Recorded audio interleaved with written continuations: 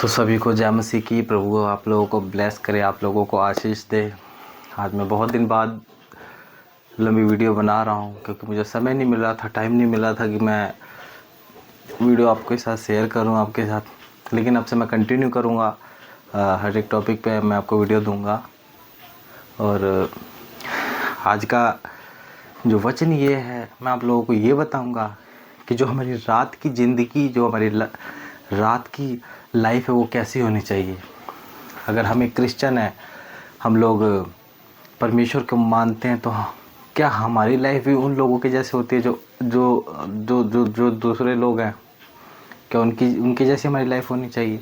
तो मैं आपको बताऊंगा रात के लिए। तो वचन को जो वचन मैं बताऊं वो आप अपने पेन कापी लेके साथ में बैठना और उसे आप लिख सकते हैं। मैं वचन पढ़ता हूँ। उत्पत्ति 26:24 लिखा है। और उसी दिन यहोवा ने रात को उसे दर्शन देकर कहा, मैं तेरे पिता अब्राहम का परमेश्वर हूँ।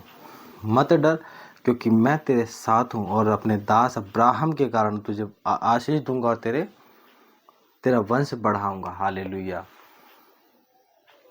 आप जहाँ भी बाइबल में अगर आप देखेंगे, परमेश्वर ने जिन नबियों से बात की है, जो भी जितने नबी हैं, सब लोगों से प्रभु ने रात में ही बात की है।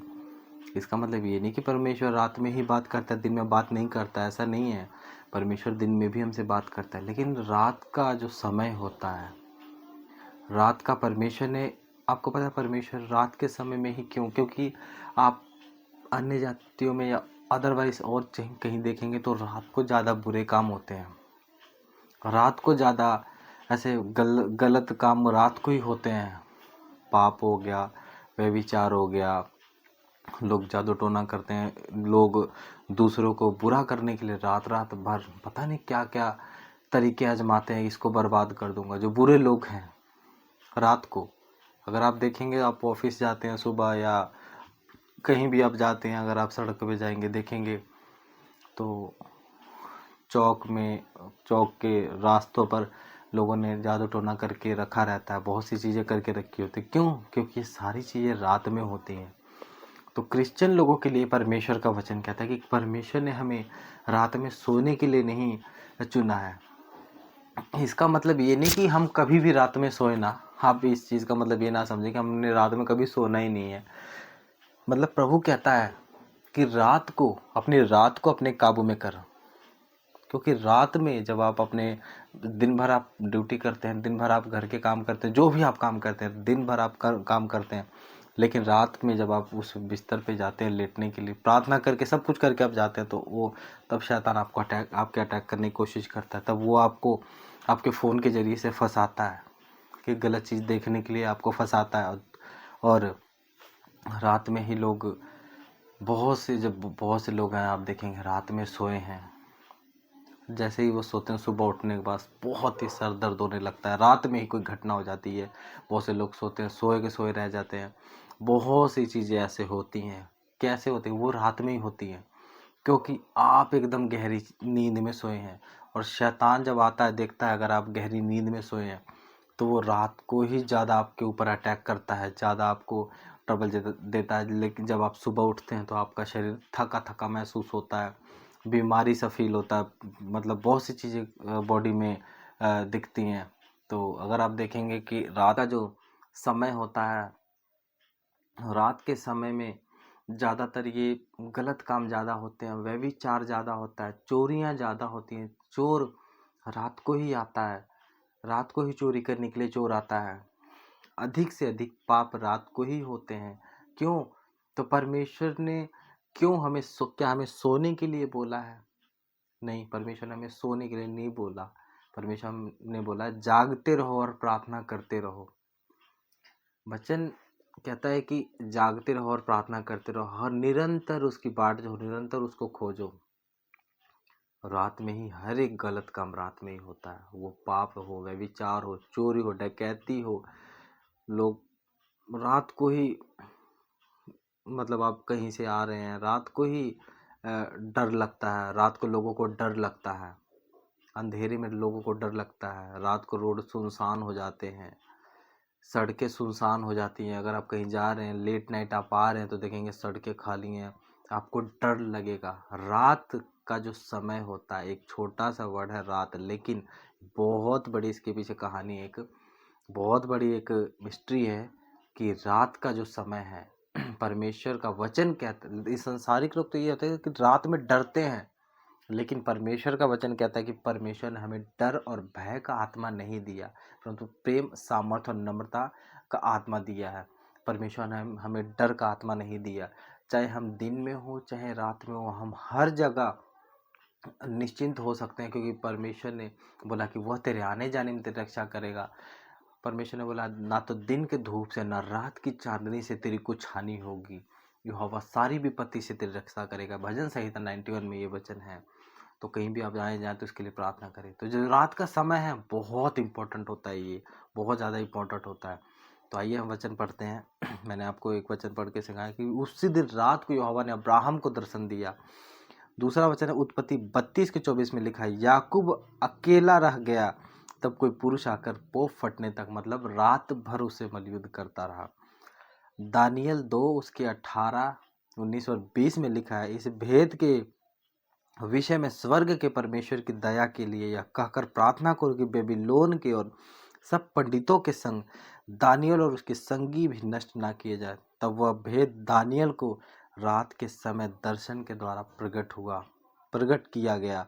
तब दानियल ने स्वर्ग के परमेश्वर का यह कहकर धन्यवाद किया कि परमेश्वर का नाम युगानुयुग धन्य रहे, आमीन।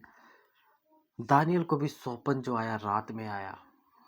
प्रेरितों 6 के 25 में लिखा है, आधी रात के लगभग पौलुस और सिलास प्रार्थना कर रहे थे, परमेश्वर के भजन गा रहे थे और कैदी उसकी सुन रहे थे। आधी रात को परमेश्वर ने उन्हें आज़ाद किया था जब वो आराधना कर रहे थे। तो भजन संहिता 17 के 3 में लिखा है, तूने मेरे हृदय को जांचा है, तूने रात को मुझे देखा है। रात को प्रेरितों 18 उसका 9 उसका 10, प्रभु ने एक रात दर्शन के द्वारा पौलुस से कहा, मत डर वरन कहे जा, चुप मत रह, क्योंकि मैं तेरे साथ हूँ और कोई तुम पर चढ़ाई करके तेरी हानि ना करने पाए।